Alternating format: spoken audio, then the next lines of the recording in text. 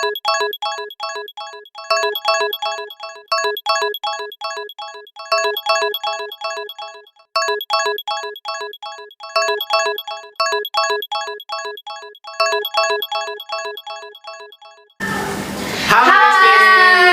Sampes. Jadi hari ini kami dari kru kreatif ya juga perwakilan pertukaran mahasiswa Merdeka yang ikut di batch pertama. Sebelumnya perkenalkan, saya Jessica dan teman saya Kusnul Arifin. Saya Lauka Ginting. Oke teman-teman, hari ini kami mau bercerita sedikit tentang pertukaran mahasiswa Merdeka itu gimana sih, dan program itu dari mana sih. Oke, yang pertama program itu dari Kemendikbud, merupakan program dari kampus Merdeka. Oke, pertama aku mau nanya Lau nih, kalau Lau itu kemarin ikut PMM-nya dari kampus mana? Dari Unimed ke UKI, Universitas Kristen Indonesia di Jakarta. Nah, kalau Snul di mana nih Snul? Kalau aku dari Unimed juga sama kayak Lau ke Universitas Negeri Gorontalo yang ada di Gorontalo, ya, Sulawesi Utara. Oke, kalau aku mahasiswa Unimed juga, kebetulan perginya ke Universitas Halu Oleo, itu ada di Sulawesi Tenggara, tepatnya di Kota Kendari. Banyak pantai ya di sana ya? Iya. Sulawesi pantai. Iya, pantai. Daerah Snul juga. Iya benar. Kemarin juga sempat tsunami ya. Kemarin itu tsunami di NTB, dan kebetulan Kendari itu masuk salah satu waspada tsunami waktu itu. Tapi pas Jessica di sana ada itu nggak ada gejala-gejala tsunami-nya itu ada nggak? Terasa gitu. Waktu itu Ada gempa-gempa? saya sendiri ya nggak terlalu merasa, mungkin karena berkegiatan waktu itu sedang berada di kos juga kan. Ya itu aja sih kalau Tapi udaranya di sana tuh kayak panas sih, agak panas. Iya, kebetulan tempat aku itu Kendari itu teluk dari Sulawesi Tenggara, jadi pantainya itu sekitar 1 jam dari kotanya. Itu udaranya lebih panas dari Medan nggak sih? Enggak sih, kalau hasilnya lebih panas di Medan. Panasan Medan lagi? Iya, Tapi kalau dekat Medan pantai. itu gerah ya. Kalau panasnya di Medan itu kan kayak panas gerah. Tapi kalau di sana itu kayak panas Nyelkit angin. angin. Kan pantai ya, jadi banyak angin juga dari angin lautnya. Kalau di tempat Snul? Kalau aku kayak panas juga sih. Soalnya orang Gorontalo bilang cuma ada 2 cuaca di sana. Cuma 2 panas sama panas sekali. Wah, kok kayak hujan? Soalnya di Gorontalo itu kondisi geografis itu kan kayak dikelilingi gunung. Jadi kayak mangkuk gitu, dia kayak mangkuk di gunung. Ya, di gunung. Jadi misalnya hujan, ya mendem di bawah semua, di tengah-tengah gitu ya hujannya.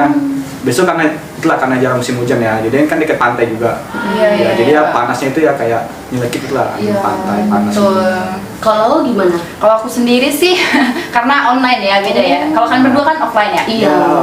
Ya begitulah. Kebetulan. Mohon maaf pemirsa online. Jadi kemarin itu sempat ke UKI-nya, tapi itu cuma 4 hari gitu pas di acara perpisahan. Jadi kami dari 2 kelompok itu dipilih beberapa orang, kalau nggak salah 5 orang untuk ikut jadi panitia di acara yang di sana yang kami selenggarakan itu gitu. Jadi itu doang waktu kami ke sana itu cuma 4 hari. Nah, kalau sistem pembelajarannya kami tuh dari rumah masing-masing gitu. Masih online ya, dari Google Meet.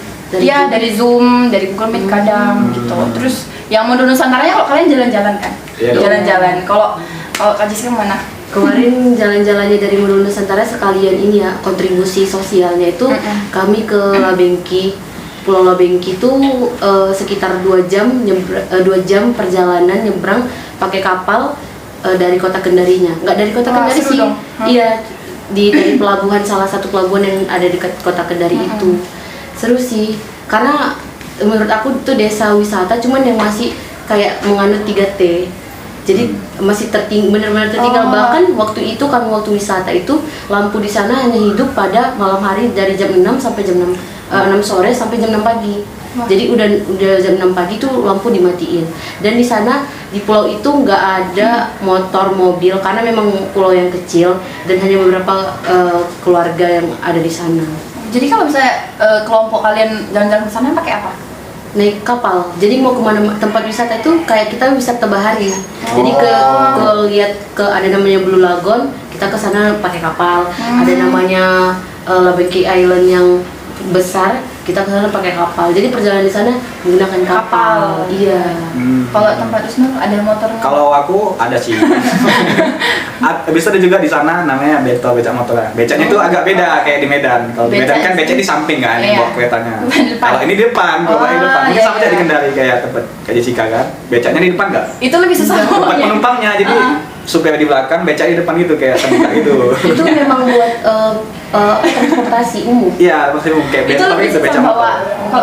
Kalau berdasarkan supirnya itu lebih susah bawa dari Iya sana. sih. Nah, ada juga fun fact di Iya. sana kalau misalkan pesan Gojek atau apa, kan Gojek misalnya ada Gokar, Gowet kan. Misalnya kita pesan Gokar kan untuk 2 orang. Oh, udah ada di sana. Ada, tapi yang datang bukan mobil, becak itu yang datang. Loh, Soalnya itu kan becaknya untuk 2 orang gitu. Emang iya? Iya. Jadi Kalau kadang dari- ada datang 2 orang nih becak gitu. oh gitu. Nah, jadi kan Emang tempat nggak ada keterangan gitu di aplikasi? nggak ada. Kan pokoknya ada batasan 2 orang gitu kan. Tapi nggak semua sih kayak tergantung gitu. Kalau misalnya jauh gimana jaraknya? Ya, Nah, itu nanti tetap- aja lah. Itu becaknya becak motor Becak apa? motor. Oh, kirain sepeda. Ada penutupnya nggak untuk Ada kalau hujan ada penutupnya gitu. Kayak becak di sini cuma dia di depan gitu ya. Iya. Kalau di Jakarta kayak bajai nggak sih? Bajai Kalau yang dibilang Muslim tadi. nggak tahu sih. Bajai kan itu ya nggak sih yang kayak di India? Iya. Yang punya itu kan yang di depan kan. Iya. Iya. Kalau becaknya sering di TV-TV itu gitu Kayak yang di becak depan. sepeda gitu yang bawa di belakang. Orangnya Cuma yang motor depan gitu. gitu. Kalau lo gimana di sana? Kalau di sana kemarin belum sempat jalan-jalan jauh sih ya, cuman dari apartemen kampus gitu kan. Terus yang jalan-jalannya itu pas di hari kami jalan-jalan itu, nah di situ tuh teman kami yang tinggal di apartemen, tadinya kan dia emang sakit kan. Nah, yang ada yang ikut ini, ternyata yang ikut ini kan sekamar sama dia. Yang ikut ini ternyata positif, gitu ketahuan dari aplikasi itu kan. Jadi kami pas lagi di jalan-jalan tuh, pas lagi di apa ya namanya, Kota Tua ya. Nah pas di situ itu siap acara kami dibolehin jalan-jalan sebentar gitu kan sebelum pulang besoknya. Nah pas lagi di jalan-jalan itu tadi lah dia tahu dia positif, lah kami langsung panik kan. Jadi ya udah akhirnya itu pas setelah makan kami langsung balik. Jadi jalan-jalannya cuma sampai di Kota Tua doang, nggak sampai jalan-jalan mana-mana sih. Oh ya bentar, tadi kelupaan. Aku belum ngasih tahu tempat wisata aku tadi. Oh. Ini karena bahas Iya, beca. iya. kan? Oh, bahas Soal beca. Jadi kalau di Gorontalo tuh ada namanya wisata hiu paus. Hiu paus. Ya, wisata hiu paus tuh kayak hiu, tapi dia Mirip paus ya. Iya dia paus, bentuknya besar. Heeh. Tapi dia badannya kayak ada belang-belang gitu. Mungkin bisa di googling nanti ya kayak mana bentuknya. Itu kalau nggak salah di Indonesia cuma ada 3 tempat, satu di Gorontalo, satu di Papua, Iya. sama di Kalimantan. Oh. Jadi kebetulan kan itu datangnya kayak per musim ya, mereka hiu pausnya itu migrasi. Oh ini bener-bener nampak hiu pausnya itu? Iya nampak, jadi Oh. kayak bisa berenang bareng gitu, bisa foto. Jadi kebetulan kemarin waktu aku ke situ, pas musim mereka migrasi ke Gorontalo. Jadi untungnya sempat jumpa lah. Sempat lihat. Sempat berenang juga, berenang bareng sama hiu. Jadi itu kalian ke tengah pulau, ke tengah Enggak sih. lautnya atau mereka ke pinggiran? Itu letak wisata kan ini ada tempat wisatanya di pinggir Iya. pantai. Itu cuman kita naik kapal 10 meter udah sampai ke Oh, tengah itu, tempat tempat hiu hiu pausnya. atraksi Iya. itu. Seru ya? Ih, seru lah. Iya dong. Itu kalian modul Nusantaranya kan seminggu sekali kan? Itu setiap seminggu sekali itu jalan-jalan nggak? Atau sekali Iya. doang per bulan? Kalau aku sendiri sih, dia tiap minggu jalan-jalan. Tapi kan kegiatannya beda-beda. Ada kayak wisata religi gitu, ada Iya. kayak abis itu refleksi, abis itu ada wisata makanan gitu-gitu sih beda. Kalau refleksi itu lebih kayak mengundang ke materi kayak dari orang mana gitu Oh, kan. kalau bagian refleksi itu nggak jalan-jalan gitu? Itu Jalan-jalan juga, mungkin kayak kumpul ke suatu tempat gitu, misalnya kayak ke museum atau apa. Habis Nanti itu ada kayak, pembicaraan. ya sharing session gitu sama orang tokoh tersebut gitu. Terus sih. Itu kalau misalnya jalan-jalan segala macam itu biayanya gimana tuh? Nah kebetulan kan kemarin biayanya agak terlambat ya maksudnya. Wah, itu teman-teman. Jadi kebetulan dosen DMN aku itu baik banget dosennya. Bu Maya, terima kasih Bu Maya. Jadi selama sebelum dana itu keluar, Bu Maya itu kayak mau menalangi lah biayanya semua gitu. Jadi kayak pakai uang ibu dulu kemana-mana gitu. Oh. Baru setelah uangnya keluar ya itulah baru diganti ke uang ibu. Itu sih enaknya. Dengar-dengar kemarin aku kan online ya. Jadi ada beberapa temanku katanya tiket pesawat berangkat ke sananya itu kita dulu gitu. Ada. Emang kayak gitu kan? Ada juga beberapa Kami gitu. enggak. Oh, Kami ya? enggak ada. Dari universitas saya enggak ada. Oh. Universitas Santo Olio maksudnya. Dia nggak ada. Itu Ada. nggak langsung gitu dari sananya. Iya, dipesankan sama PIC-nya dari Universitas Santo Olio nya. Koordinasi ke mahasiswa yang mau berangkat juga. Iya. Kalau Mungkin- Sunul ada? Sama sih kalau aku nggak ada juga. Cuman dengar-dengar kemarin tuh katanya ada gitu. Jadi uang tiket itu kita duluin, baru nanti katanya pas nanti udah turun uangnya itu baru diganti kayak gitu. Reimbursement ya. Nah lalu bahas ini selama di sana tuh kan, mungkin kayak Jessica mungkin kesana sempat culture shocknya tuh apa yang didapat pas di sana gitu? Apa ya, banyak sih, soalnya banyak perbedaan dari kita, suku, dari ras, maksudnya bukan sara ya, kayak warna kulit, dari wajah juga, dari fisik, budaya, fisik kan. itu udah jelas berbeda. Kalau mereka tuh tahu kalau kita itu bukan orang di sana, Bukan golongan mereka. iya, gitu ya. karena rata-rata di sana itu masyarakatnya itu orang-orang timur kebanyakan, dan juga kebanyakan dari Papua. Nah, itu kan kami tuh Sulawesi Tenggara itu sudutnya Sulawesi, sudutnya kiri Sulawesi. Kalau kita ngadep peta, sudutnya kiri Sulawesi, dan itu deket ke arah yang Papua kan, iya, ke arah timur. Jadi banyak mungkin percampuran daerahnya dari situ ya. Kalau di sana sih culture shocknya satu, bahan makanan itu mahal, Ya, bahan segalanya sih hampir Tapi kalau rata-rata mahal. kayak misalnya seafood itu makan makanan dari laut Nah, murah itu kan pasti? herannya itu ikan murah, ayam mahal. Iya, karena kan dekat pantai kan? Iya. Nah, waktu itu kami kan kebetulan saya ngekos di sana kan. Jadi kami tuh di sana masak. Aku masak sama teman-temanku pakai panci listrik kan. Jadi kita belanja ke pasar, masak, terkejut juga sih, kayak masa Shock ada ya? ikan. Iya, ikan itu kayak ikan yang kalau kita temuin di Medan itu harganya enggak segitu. Jadi harganya itu 10.000 sekilo. 10.000, dan itu ikan segar, ikan bagus ikan di bagus. pasar. Iya, 10.000 sekilo. Kalau di sini kayaknya itu disebut ikan ini deh, ikan rebung manis tapi yang kecil-kecil. Kayak gitu. Kalau di sana namanya ikan lumajang. Sini 30-an gitu. Iya, di sana juga banyak nama-nama ikan itu berbeda. Baru bahasa juga pastinya udah berbeda ya. Bahasa keseharian mereka itu bahasa Sulawesi itu berbeda sama bahasa kita yang ada di Medan, dan jarang menggunakan bahasa Indonesia. Itu sih. Nah, pas kuliah juga rata-rata komunikasi kelas itu banyakan menggunakan bahasa daerah mereka. Jadi sedikit kayak kita harus paham sedikit-sedikit bahasa mereka, jadi kita bisa dapat apa yang dibilang sama teman-teman, apa yang dikomunikasikan. Kalau Musnul? Kalau aku sama sih mungkin ya, yang kayak di kelas tadi, habis itu kayak pakai bahasa daerah mereka gitu. Di Gorontalo juga gitu, kebanyakan rata-rata mereka kayak pakai bahasa daerah kan. Bahasa daerah. Jadi kan kita nggak ngerti kan mereka ngomong apa. Apalagi kan orang Gorontalo ngomong kayak cepet gitu loh, kayak udah bahasa daerah cepet lagi. Iya. Oke, ngerti. Tapi untungnya mereka baik-baik gitu, baik-baik semua. Mau kayak ngajarin kayak gini. Kalau ini artinya gini. Ini di kampus gitu, di interaksi Iya, di kampus, pakai di bahasa kelas. daerah. Iya, rata-rata gitu bahasa daerah gitu sih. Berarti di tempat kalian itu kayak jarang orang merantau gitu nggak sih, kayak dari orang dari Sumatera? Ada juga. Kalau Ada. teman aku kemarin ada juga jumpa di orang Medan, orang Karo asli. Dia pertama kayak pindah itu, kayak ikuti ayahnya itu lah, pindah dari Sulawesi baru ke Jakarta ke Sulawesi lagi gitu. Tapi pakai kayak gitu ya? Dosen-dosen ada nggak kayak gitu? Dosen-dosen bahasa daerah juga memang. Oh iya? Tapi mungkin ada beberapa dosen yang kayak Dosen bahasa pendatang. Indonesia gitu. Malah pernah juga aku kayak kunjungan Mulu Nusantara ke satu tempat itu. Malah kayak ke tempat kue kan, pembuatan kue. Karyawannya itu kayak nggak bisa bahasa Indonesia gitu. Jadi misalnya tuh mau ngomong kayak nyuruh ada kayak bukan sih, kayak bosnya gitu lah, ibu ini yang kayak jelasin kayak gini. Ibu tuh bilang kalau karyawannya ini nggak bisa berbahasa Indonesia, maksudnya bukan nggak bisa bahasa Indonesia ya, mungkin agak nggak begitu Terbiasa bahasa Indonesia ya, Iya. lebih sering bahasa daerah gitu, bahasa Gorontalo. Iya. Kalau aku sendiri sih, ya sama sih, kayak bahasa juga sih kendalanya, karena kan kalau di Jakarta ya tau lah ya kan, pasti lo gue kayak gitu. Nah, sementara aku nih kayak orang yang jarang ngomong-ngomong kayak gitu. Jadi kalau di Medan kalau ada orang ngomong lo gue kan, apa kamu gitu kan? Iya, jadi kayak apa kali gitu kan. Jadi pas itu kan daring kan. Jadi ada namanya mata kuliah ini, aku kan ambil jurusan ilmu komunikasi. Nah, jadi otomatis banyak bicara, jadi banyak menggunakan bahasa. Nah, jadi ada satu mata kuliah namanya mata kuliah produksi program radio. Nah, pertama masuk itu langsung disuruh, setelah perkenalan langsung disuruh praktek baca radio gitu, apa namanya, siaran radio. Terus aku disuruh sama satu orang laki-laki gitu kan, dari sana itu, dari kelas kami itu. Nah, jadi partner gitu kan. Nah pertama mulai si cowok ini langsung bilang, oke guys welcome back bareng gue gini ini dan teman gue Lauka, halo gitu. Terus aku diem kan, jadi kayak ngomong apa nih gitu. Soalnya nggak mungkin kan bilang halo guys gue, soalnya kan aku di rumah ada mama bapak aku gitu kan, malu gitu.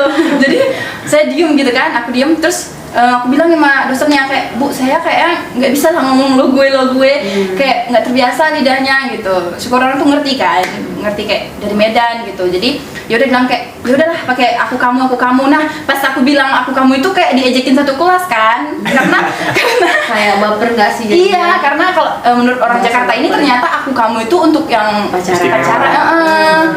Jadi itulah pertamanya shock karena bahasa itu ya. Terus apalagi ya? Ini shock tentang dosen-dosennya juga. Kalau kita di sini sama dosen tuh kan kayak ada jenjang gitu ya. Dia dosen, kita siswa. Tapi kalau di sana tuh kayak bukan bestie juga ya, cuman kayak deket gitu loh. Jadi mereka juga jarang ada dosen yang mau mereka tuh dipanggil ibu gitu. Banyak kan yang malah kakak gitu. Panggil kak ya. Soalnya dosen-dosen kami tuh kayak dari reporter TV gitu-gitu, dari gitu kan muda-muda ya. Terus mereka pun kayak ikutin gaya-gaya anak muda zaman sekarang, jadi kayak udah kelihatan sama aja gitu. Tapi mereka itu sih salutnya pinter juga gitu. Tapi emang kayak gitu, kayak ngerasa temen. Tapi kalau di Medan ini kan beda ya.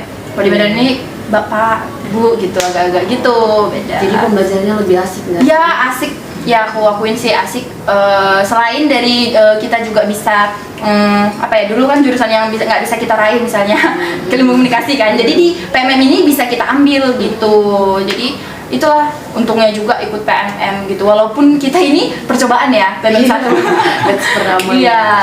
Tapi tadi kita udah bicara tentang modul Nusantara, tapi kayaknya teman-teman pada masih bingung nih, apa sih modul Nusantara itu? Iya. Di pertukaran mahasiswa ini apa bedanya sama pertukaran mahasiswa yang lainnya kan? Betul.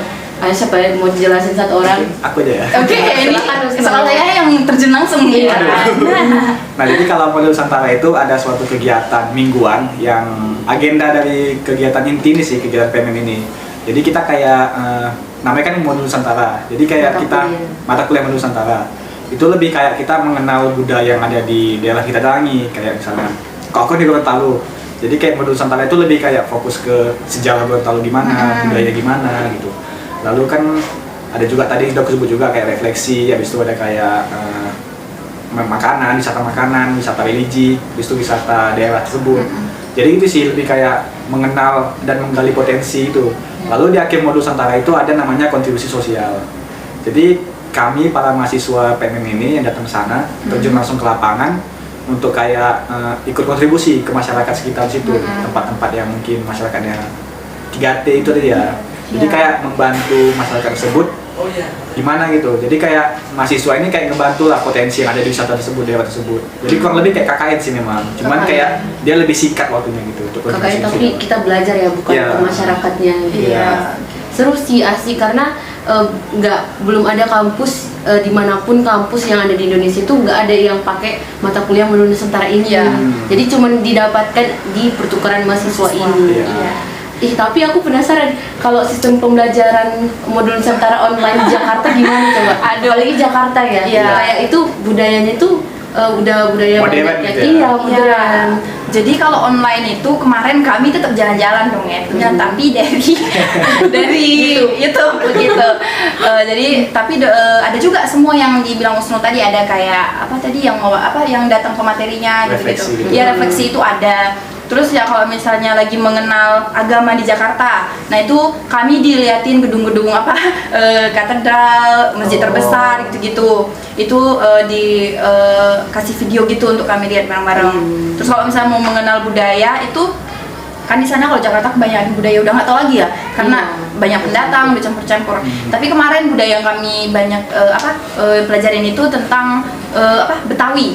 Soalnya itu kan yang budaya suku ya, itu yang asli dari Jakarta. Jadi yang pas kami jalan-jalan itu juga melihat budaya langsung bagaimana budaya Betawi itu, kayak makanan-makanan khas Jakarta gitu-gitu. Jadi kalau misalnya ya walaupun online tetap juga jalan-jalan tapi dari video gitu. Tetap semua ada, kayak urutan yang dibilang Usnu tadi, ada refleksi, segalanya ada.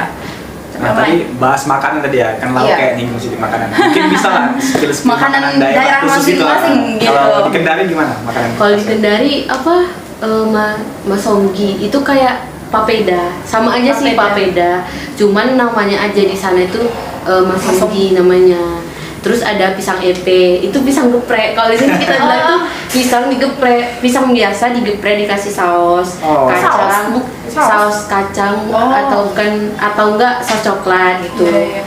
Itu sih kalau di sana rata-rata makanan laut sebanyakan. Makanan-makanan yang khas kayak gitu tadi yang kayak pisang atau apa tadi satu lagi? Masonggi. Iya, kayak Iya. papeda tuh kan. Iya. Nah, itu di sana tuh kayak papeda tuh diperjualbelikan nggak sih? Iya, di Iya. restoran. Bahkan Ada. kalau kita kan kayak rumah makan, itu cuma ada nasi kan. Iya, iya. Kalau di mereka ada nasi, ada songgi itu. Itu harganya gimana sih? Kalau dibandingin di Medan? Sama kayak maksudnya masih terjangkau, harganya 6.000 satu porsi, 6.000 Oh. gitu. Masih sama Lumayan. kayak seharga itu sebenarnya makanan pokok mereka. Jadi harganya pun sama dengan makanan pokok gitu. Jadi istilahnya pengganti nasi mereka. Oh iya, satu lagi tuh ada sih yang paling terkenal dari Kendari itu namanya kacang mete. Jadi Kacang mete. Kendari itu terkenalnya pengekspor kacang mete terbesar di Kacang Indonesia. mete yang di silver itu? Iya, ya kan? iya. Mahal dong itu. Iya mahal. Bahkan segini aja setengah kilo, 1/4 kilo kalau ada rasa kan biasa ada rasa asin, ada manis itu dijual 80.000 Wah. segitu. Tapi di sana dapat lebih murah ya? Kalau di sana, karena kan di sana ininya. Penyupainya gitu. Mungkin ya, karena kita juga nggak tahu harga pasaran kacang mete di Medan berapa. Iya. Dan karena di sana makan kacang mete, jadi kita ikutan makan kacang mete. Kalau di Medan kan kacang mete nggak pernah diperjualbelikan Iya. buat cemilan ya. Dapatnya Sana cuma dari bikin. bagian-bagian coklat Iya. gitu. Bahkan mereka dibuat keripik, dibuat ke cemilan kayak jajan-jajanan gitu. Ke coklat juga pastinya ada produksi coklat Kendarinya sendiri. Iya. Itu sih. Kalau Snur? Kalau aku makanan khasnya itu ada namanya Milo siram. Milo, Iya. Milo siram apa siram? Milo siram. Oh. Jadi itu Milo siram itu kayak makanan kuah yang dari jagung putih. Dia jagungnya bukan jagung kuning, karena jagung kuning ya. Ini kayak jagung khusus itu warna putih dia, biji-bijinya. Memang warna putih. jagung apa namanya Iya, aja? jagung. Jagung, tapi warna putih, gak tahu kenapa gitu. Lalu kayak dicampur sama ikan tuna, sama kayak ada rasa pedesnya gitu. Nah, itu sih jadi kayak kuah sop gitu, kuah sop yang ada jagungnya, ada ikannya gitu lah. Namanya Milo. Milo Pakai U. silam. Oh, kiranya Milo siram. Siram. Nah, Oh. lalu ada juga namanya Binte Bilohuta. Binte Bilohuta itu lupa sih kayak mana. Kok namanya serem-serem. Itu ada deh kayak makanan apa ya kalau nggak salah. Dia kayak dari sagu gitu, sagu baru isinya ikan juga sih. Pokoknya beda bukan sih? nggak tahu sih kayak dia pokoknya kayak lemper digulung kayak pas apa kayak daun pisang, isinya sagu. Sama ikan. Heeh. Oh. Bahwa isinya ikan lah. Pokoknya itu ikan pakai mangkok. Itu juga diperjualbelikan. Iya, diperjualbelikan. Harganya? Kalau murah sih, kalau Milo siram tuh kayak 5.000 gitu, kayak imperial gitu. Terjangkau lah untuk mahasiswa ya. Ya. Kayak lontong nggak sih? Enggak ya, beda. Yang Binte Bilohuta ya? Iya. Binte Bilohuta tuh kayak ini, kayak pepes itu, ikan pepes tau nggak? Oh, Kayak gitu. ikannya bukan. Tapi asal agak lupa juga sih namanya Binte Bilohuta atau enggak ya. Mungkin nanti bisa dicek teman-teman, maaf kalau salah. Iya, iya mau juga tadi gue salah makanannya. Makanya itu kayak dibungkus daun pisang, habis itu ada sagunya gitu. Oh. Sagu baru kayak ada ikannya gitu. Kalau di sana nggak ada kayak papeda gitu? Nggak ada sih. Nggak ada ya? Nggak ada. Dan itu rata-rata makanan Gorontalo tuh pedes semua sih. Pokoknya apa-apa itu kayak pedes gitu. Kayak yang tadi Milo siram itu kan kayak kuah sop gitu ya. Kan sop tuh harusnya kayak gurih atau asin gitu ya. Ini pedes rasanya gitu. Iya, pedes. Supnya, minumnya kayak mana? Iya, kayak dimakan lagi, ini kayak rasanya kayak pedes gitu. Kayak gulai tapi bening. Iya, nggak kalau gitu sih. misalnya- Kayak apa ya? Kayak kuah sop gitu, kayak kuah soto gitu. Tapi cabe. Cuman ada cabenya, ada ikan, ada jagung gitu. Iya, iya, iya. Kalau di sana identik pedes, manis, asin. Kalau di sana asin pedas. Kampus Mitra itu kita bisa ngambil kampus berbeda, tapi secara daring pembelajarannya. Kalau kampus tujuan kan secara luring, datang ke tempatnya.